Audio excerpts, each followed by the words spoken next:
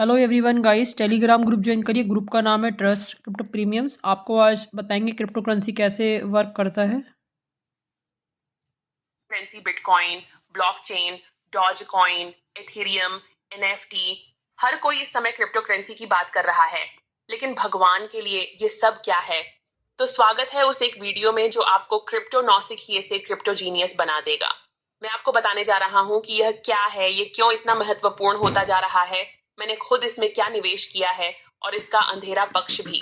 पैसे का विकास, शुरुआती समाज से क्रिप्टो तक। जब समाज अपने शुरुआती चरण में था तब पैसा जैसा कुछ नहीं था। इसे स्टेज 1 कहेंगे।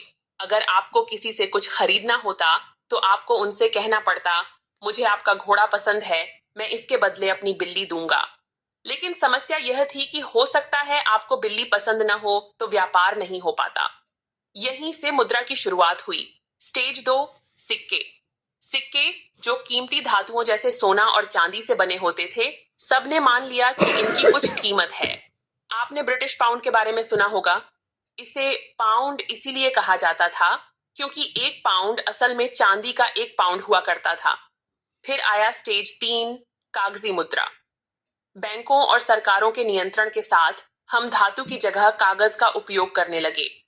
पैसा अब कीमती सामग्री के कारण मूल्यवान नहीं है, बल्कि इसलिए है क्योंकि सरकार कहती है कि इसका मूल्य है।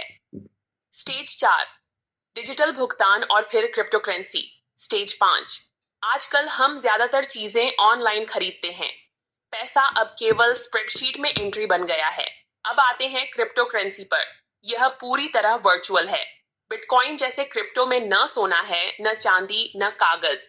यह सिर्फ डिजिटल संपत्ति का लेन देन है। क्रिप्टो करेंसी की खासियत यह है कि यह एक बड़े लेजर स्प्रेडशीट पर काम करती है, जिसे नेटवर्क के हर सदस्य के पास कॉपी में रखा जाता है।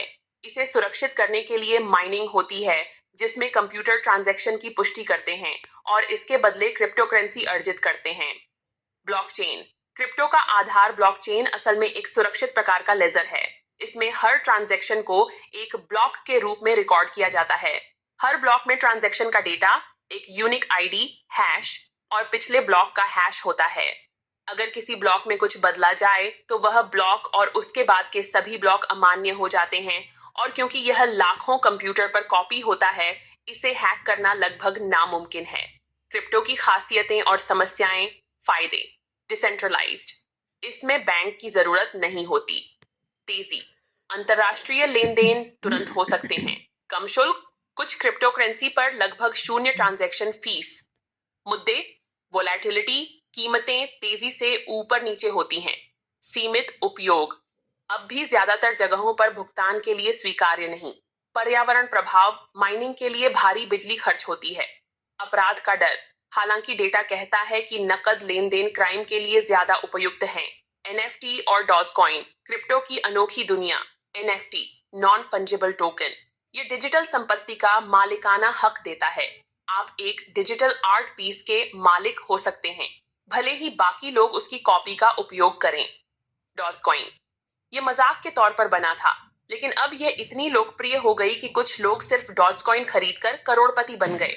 आखिर में, अगर आपको यह जानकारी उपयोगी लगी तो इसे किसी दोस्त या परिवार वाले के साथ शेयर करें। आपको यह कैसा लगा? कोई और संशोधन